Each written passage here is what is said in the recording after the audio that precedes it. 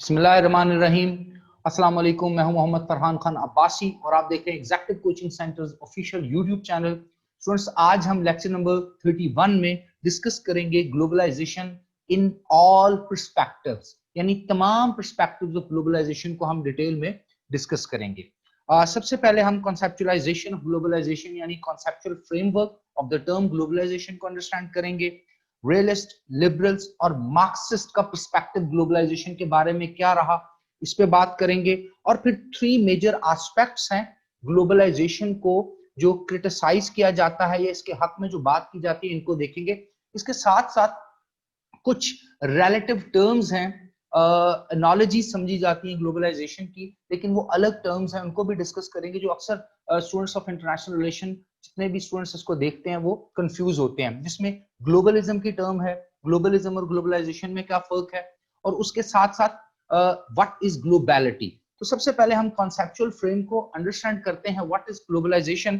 तो मेरे पास 3-4 डिफरेंट किस्म की डेफिनेशंस मौजूद हैं ग्लोबलाइजेशन को अंडरस्टैंड करने के लिए। इसमें एक गिडन है 1990s में, गिल्पिन है 2001 में, और स्कॉल्ट है 2000 में, इसी तरह हार्वी है 1989 में। इन्होंने कलेक्टिवली मिलती जुलती डेफिनेशंस दी हैं, जिस तरह for example the intensification of the world wide social relationship, ये कहा है गिडन ने। और वो कहते हैं कि अब इतने ज्यादा intensified world wide social relationship हो गए हैं कि अगर for away, thousands of miles away भी कोई इंसिडेंट हैपन होता है तो उसका इंपैक्ट आप तक आता है।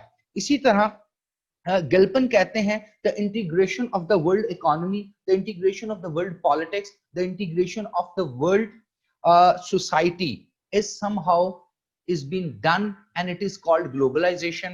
इसके साथ साथ स्कॉल्ट कहते हैं the deterritorialization of and the growth, the deterritorialization of the world and the growth of supranatural या supra territorial relations among the people of the globe, यानी दुनिया की deterritorialization हो जाना, दुनिया के बॉर्डर्स अपेरेंटली तो मौजूद हैं लेकिन वर्चुअली बॉर्डर्स का खत्म हो जाना, और एक सुप्रा टेरिटोरियल रिलेशन होना। एक तो टेरिटोरियल रिलेशन होता है ना, पाकिस्तान का सऊदी अरबिया के साथ, पाकिस्तान का ईरान के साथ, इंडिया का अमेरिका या इजराइल के साथ, चाइना का पाकिस्तान के साथ, ये स्टेट टू स्टेट या टेरिटरी टू टेरिटरी रिलेशनशिप है।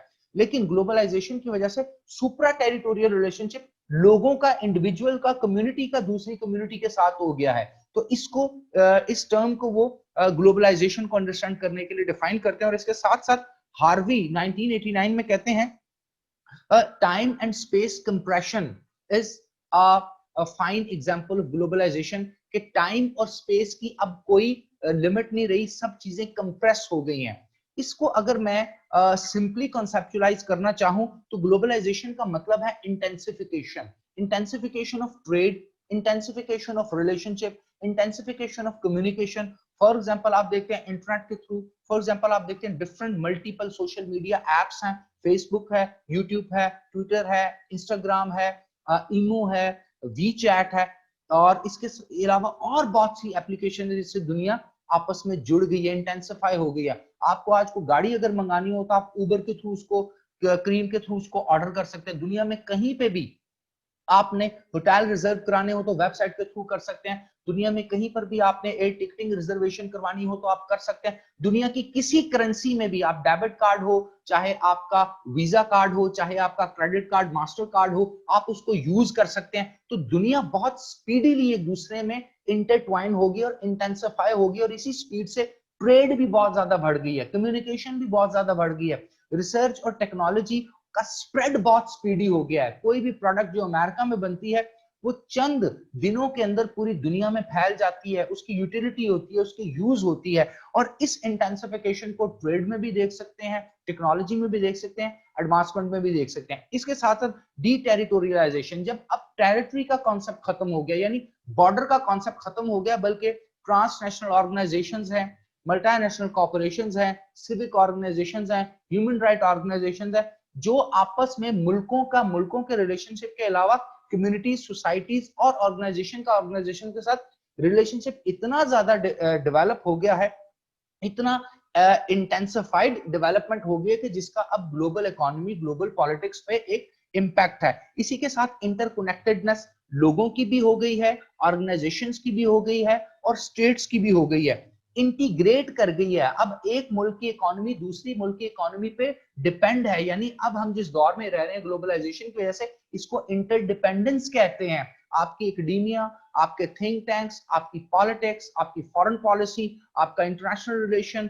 आपकी ट्रेड, आपकी कॉमर्स, आपकी ग्लोबल पॉलिटिकल इकोनॉमी, ये तमाम की तमाम इंटीग्रेट हो चुकी है।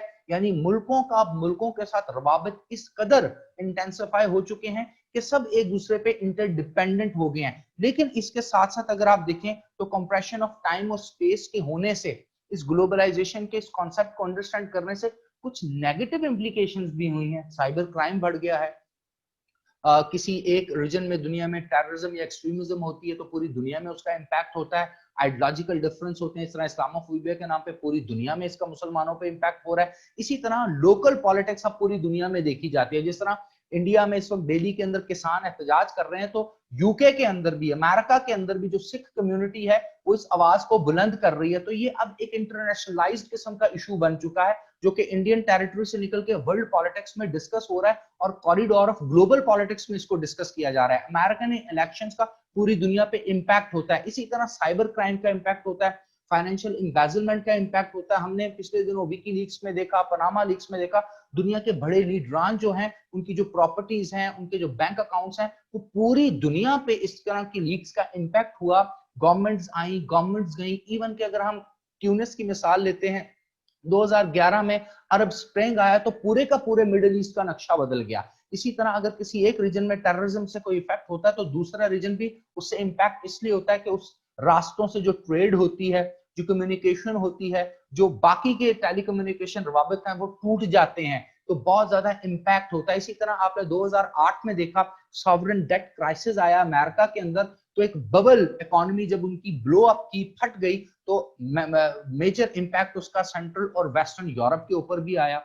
और बहुत सी इकोनॉमीज जो उन इकोनॉमीज के साथ जुड़ी हुई थी उनके ऊपर भी उसका इंपैक्ट आया। तो इसका मतलब ये है कि ग्लोबलाइजेशन से दुनिया जो है वो एक नेटवर्क, एक जाले, एक सिलसिले में आपस में जुड़ गई है। चाहे वो इंडिविजुअल लाइफ है, चाहे कलेक्टिव लाइफ है, चाहे सोसाइटीज हैं, चाहे कल्चर है, कोई भी चीज है, ये आपस में मिल चुके हैं। अब अंडरस्टैंड करते हैं what is globalism and globalisation. तो ग्लोबलिज्म का कॉन्सेप्ट अगर हम देखें तो ये प्रिमिटिव है। ये ग्लोबलिज्म का concept is a thin globalisation. Thin में इसको क्यों कह रहा हूं कि आपको कॉन्सेप्ट समझ आ जाए।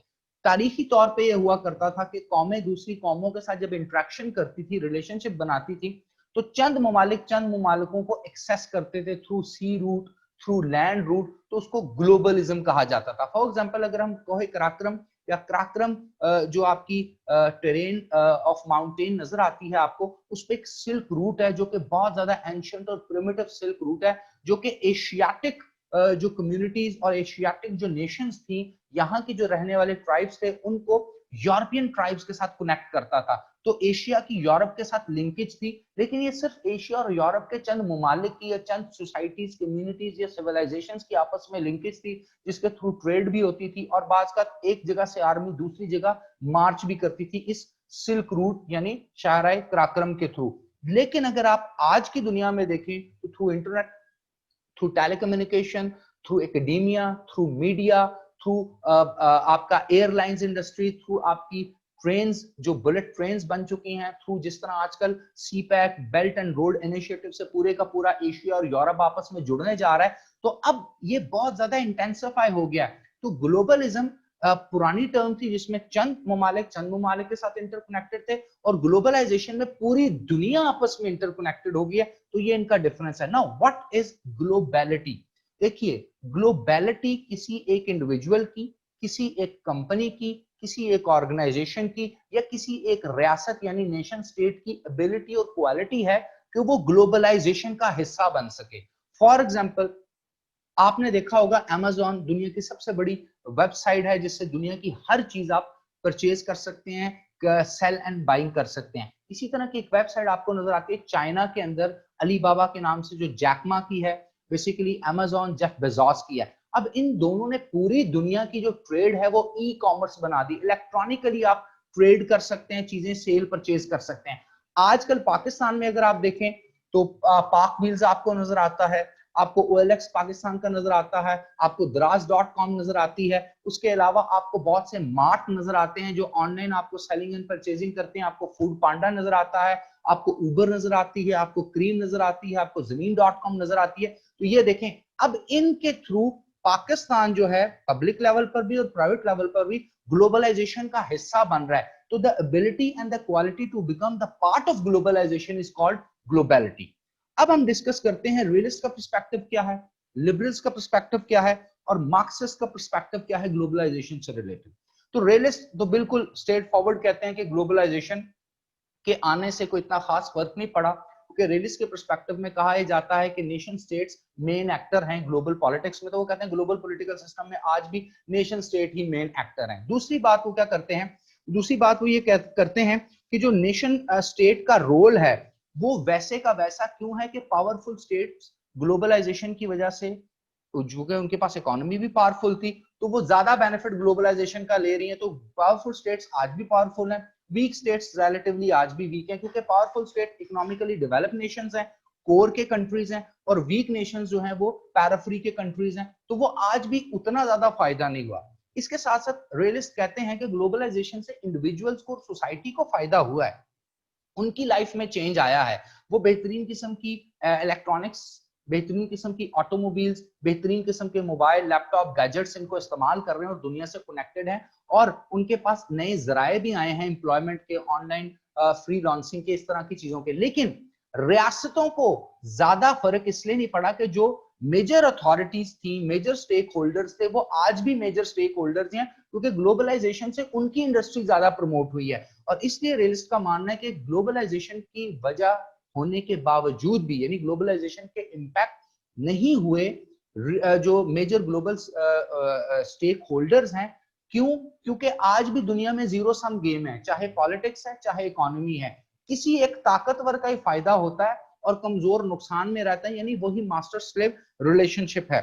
उसके अलावा लिबरल्स का पर्सपेक्टिव देखते हैं, तो लिबरल्स इसके बिल्कुल 180 डिग्री के पर्सपेक्टिव में डिस्कस करते हैं। वो कहते हैं नहीं, ग्लोबलाइजेशन के आने से इंटरकनेक्टेडनेस हुई है, कम्युनिटीज कम्युनिटीज के करीब गई हैं, कॉपरेशन ज्यादा बढ़ी है, और इकोनॉमिक इंटरडिपेंडेंस की वजह से जो ताकतवर मुल्क हैं, वो जो नॉर्थ के ताकतवर इकोनॉमिकली डेवलप कंट्रीज हैं, वो आज साउथ के लेस डेवलप कंट्रीज की लेबर पे डिपेंडेंट हैं, उनके रॉ मटेरियल पे डिपेंडेंट हैं। इस वजह से उनको उन ममालिक में जाकर भी नए प्रोजेक्ट्स लगाने पड़ रहे हैं, नई इंडस्ट्री खोलनी पड़ रही है, वहां से रॉ मटेरियल लेते हैं, वहां से लेबर लेते हैं, वहां से स्किल्ड ब्रेन लेते हैं। तो उस वजह से कॉपरेशन हुई है, कल्चरल गैप्स खत्म हुए हैं। और इसके साथ साथ लिबरल्स का ये पर्सपेक्टिव भी है कि जो मल्टीनेशनल कॉपरेशन है, ट्रांसनेशनल ऑर्गेनाइजेशंस हैं, इसके साथ साथ दुनिया की बड़ी इंटरनेशनल नॉन गवर्नमेंटल ऑर्गेनाइजेशन यानी INGOs हैं, इनका इंपैक्ट ग्लोबल पॉलिटिक्स और ग्लोबल इकोनॉमी पे ज्यादा हुआ है।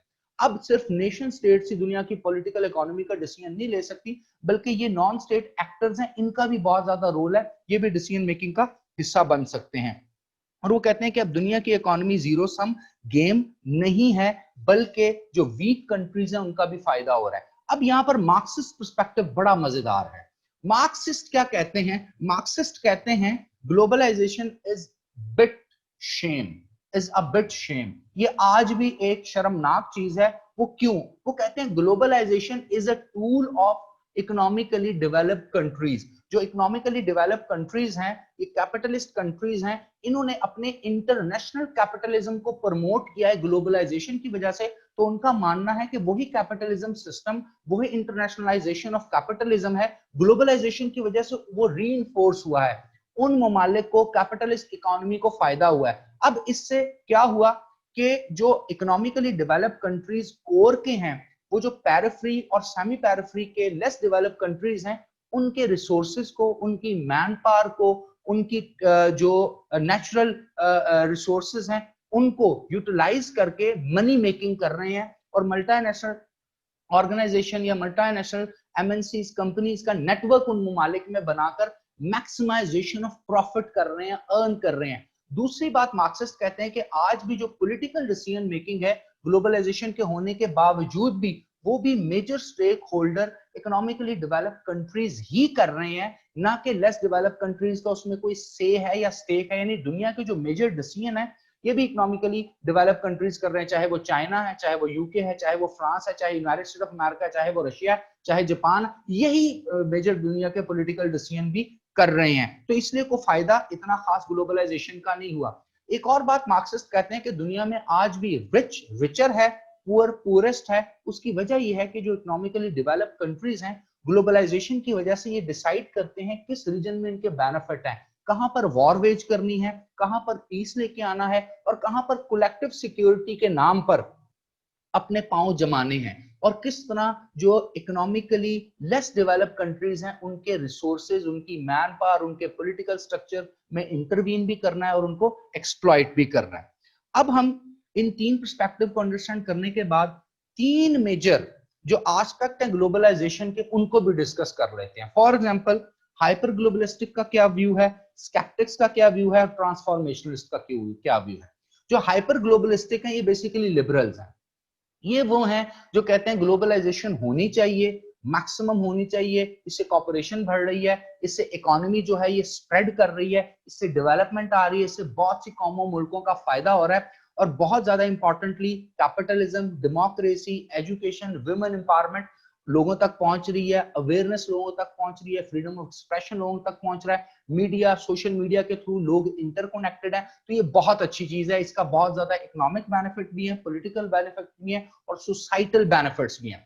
जबकि दूसरी तरफ जो स्केप्टिक्स का व्यू है, स्केप्टिक्स इसको बड़ा क्रिटिकली लेते हैं, और ये स्केप्टिक्स कौन है, ये मार्क्सिस्ट हैं। स्केप्टिक्स का मानना यह है कि ग्लोबलाइजेशन से बेनिफिट या फायदा जो है ये उन्हीं को मिला है जो इस ग्लोबलाइजेशन टर्म को इंट्रोड्यूस करवाने वाले हैं, जिनकी बहुत बड़ी बड़ी इंडस्ट्रीज थी, जिन्होंने पूरी दुनिया से सस्ती लेबर इकट्ठी करनी थी, पूरी दुनिया के ब्रेन को यूटिलाइज करना था, और पूरी दुनिया के मैक्सिमम जो रिसोर्सेज हैं उनको अपनी इंडस्ट्री में प्रोड्यूस करने के बाद उनसे फिनिश गुड्स बनानी थी, और दुनिया की वो बड़ी मार्केट्स जिसको वो एक्सेस नहीं कर पा रहे थे, ग्लोबलाइजेशन के झांसे में उसको एक्सेस करना था। तो स्केप्टिक्स तो ग्लोबलाइजेशन के खिलाफ है क्योंकि ये मार्क्सिस्ट है। और तीसरा व्यू है ट्रांसफॉर्मेशनलिस्ट का।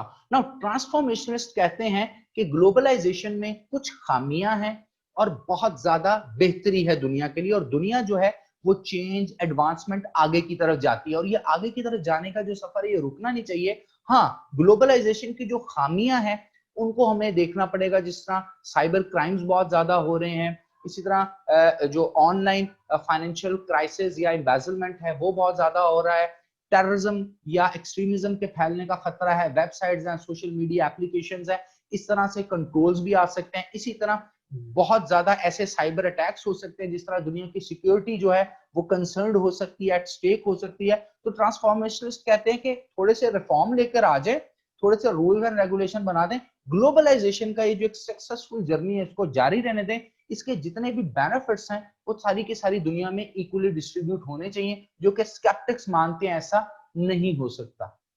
स्टूडेंट्स, आज की वीडियो के लिए इतना ही। होप लेक्चर आपके लिए बेनिफिशियल होगा और आपको कुछ इंपॉर्टेंट पॉइंट्स मिले होंगे अपने इंटरव्यूज या फिर अपनी एग्जाम की प्रिपरेशन करने के लिए। नेक्स्ट लेक्चर के लिए इजाजत दीजिए।